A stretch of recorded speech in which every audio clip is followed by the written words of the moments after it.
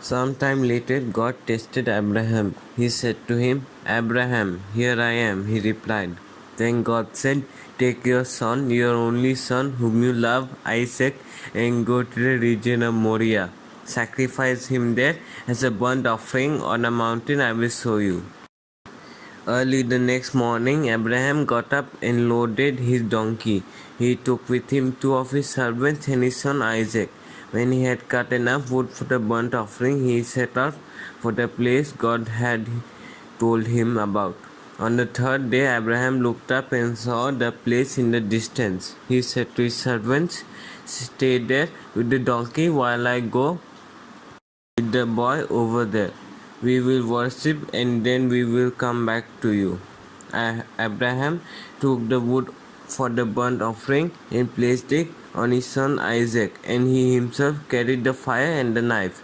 As the two of them went on together, Isaac spoke up and said to his father Abraham, Father, yes, my son. Abraham replied, the fire and the wood are here, Isaac said, but wait the lamb for the burnt offering.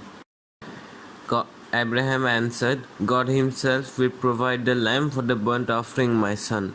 And the two of them went on together. When they reached the place God had told him about, Abraham had built an altar there and arranged the wood on it. He bound his son Isaac and laid him on the altar on top of the wood. Then he reached out his hand and took the knife to slay his son. But the angel of the Lord called out to him from heaven, Abraham, Abraham. Here I am, he replied. Do not lay a hand on the son, he said. Do not do anything to him. Now I know that you fear God, because you have not withheld from me your son, your only son.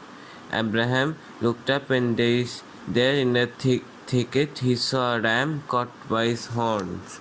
He went over and took the ram and sacrificed it as a burnt offering instead of his son. So Abraham called that place, the Lord will provide. And to this day it is said, on the mountain of the Lord it will be provided.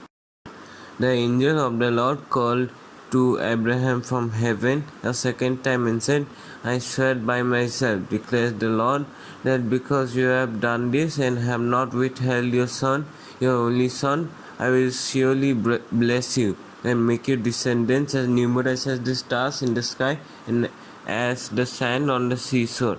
Your descendants will take possession of the cities of their enemies, and through your offspring all nations on earth will be blessed because you have obeyed me.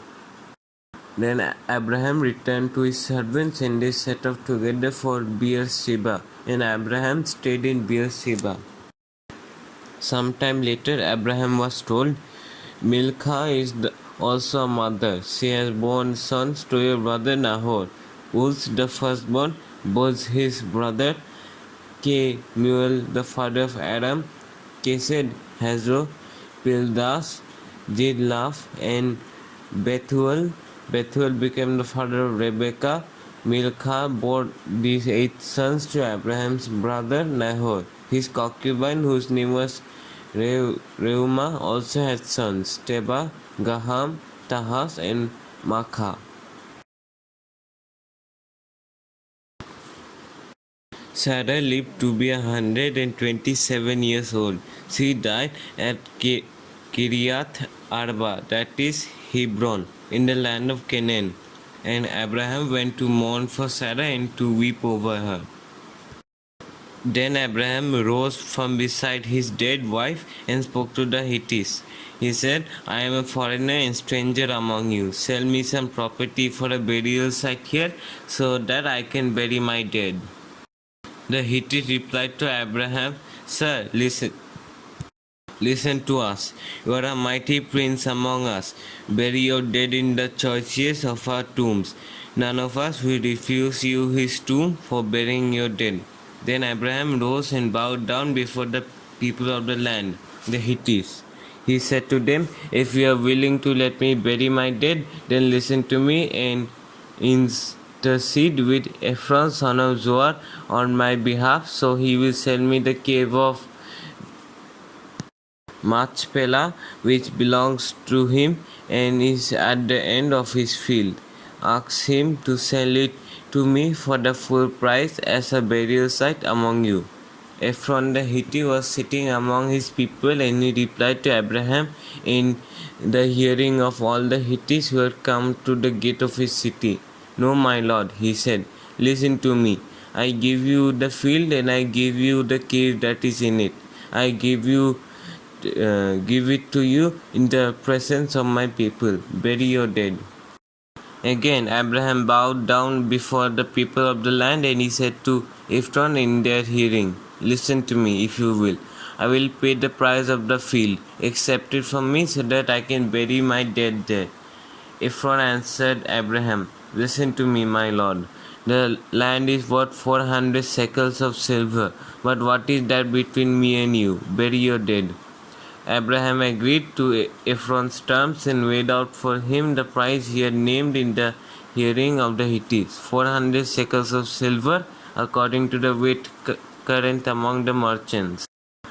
So Ephron's field in Machpelah near Mamre, both the field and the cave in it, and all the trees within the borders of the field, was deeded to Abraham as his property in the presence of all the Hittites who had come to the gate of the city.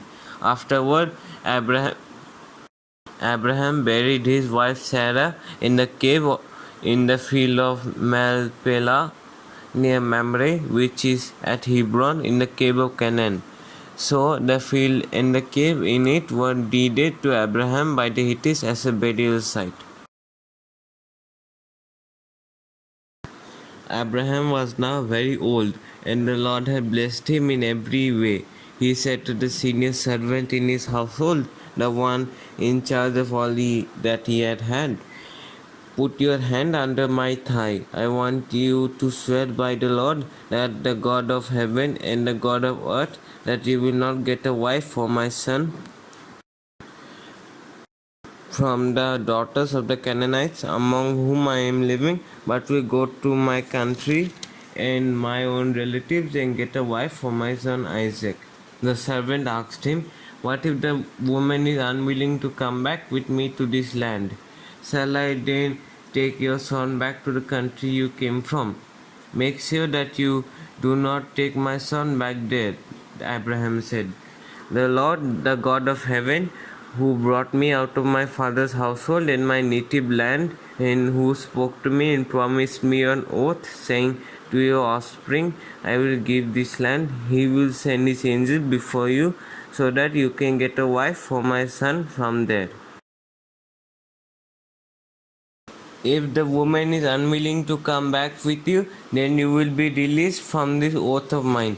Only do not take my son back there. So the servant put his hand under the thigh of his master Abraham and swore an oath to him concerning this matter.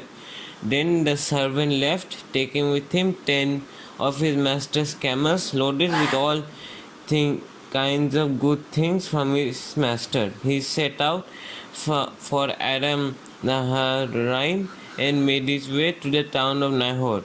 He had the camels kneel down near the well outside the town. It was towards evening, the time the women go out to draw water.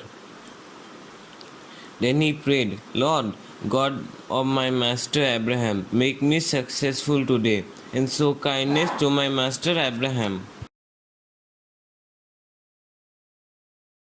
Abraham had taken another wife whose name was Keturah. She bore him Zimran, Joksan, Medan, Midian, Ibak, and Suba. Jokshan was the father of Sheba and Dedan. The descendants of Dedan were the Ashurites, the Letusites, and the Lemites. The sons of Midian were Ifhar, Hanok, Abida, and Elda. All these were descendants of Keturah.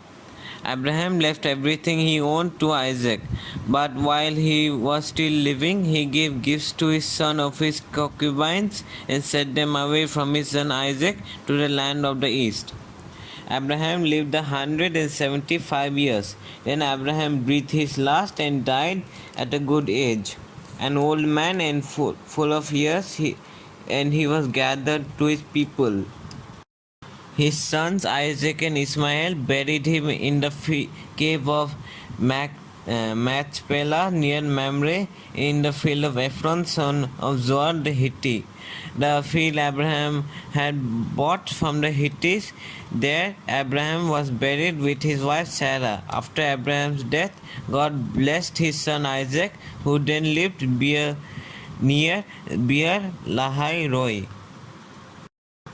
This is the account of the family line of Abraham's son Ismail, whom Sarah's servant Hagar the Egyptian bore to Abraham. These are the names of the sons of Ismail listed in the order of their birth. Nebaioth, the firstborn of Ismail, Kedar, Abdil, Mibsab, Misma, Duma, Masa, Hadad, Tema, Jetur, Naphis, and Kedema.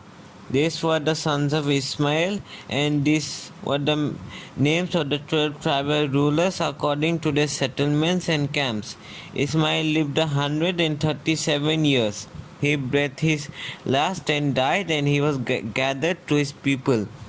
His descendants settled in the area from Havilah to Sur, near the eastern border of Egypt as you go toward Assur, and they lived in hostility towards all the tribes related to them. This is the account of the family line of Abraham's son Isaac.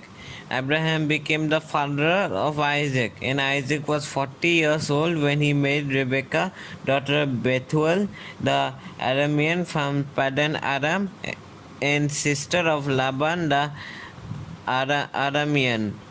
Isaac prayed to the Lord on behalf of his wife because she was childless. The Lord answered his prayer, and his wife Rebekah became pregnant.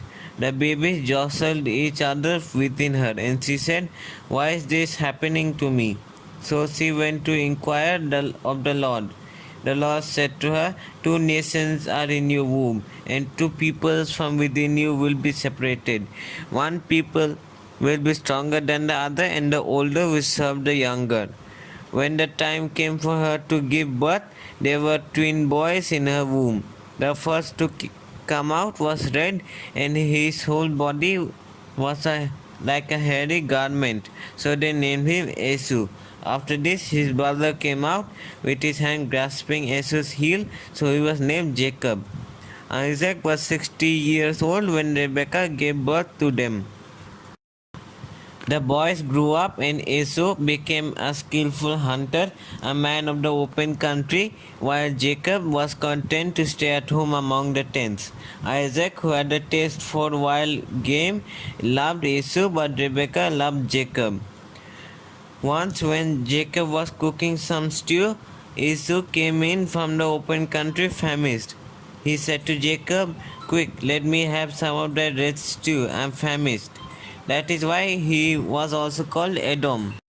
Jacob replied, "First sell me your birthright." "Look, I am about to die," Esau said. "What good is my birthright to me?" But Jacob said, "Swear to me first." So he swore an oath to him, selling his birthright to Jacob. Then Jacob gave Esau some bread and some lentil stew. He ate and drank, and then got up and left.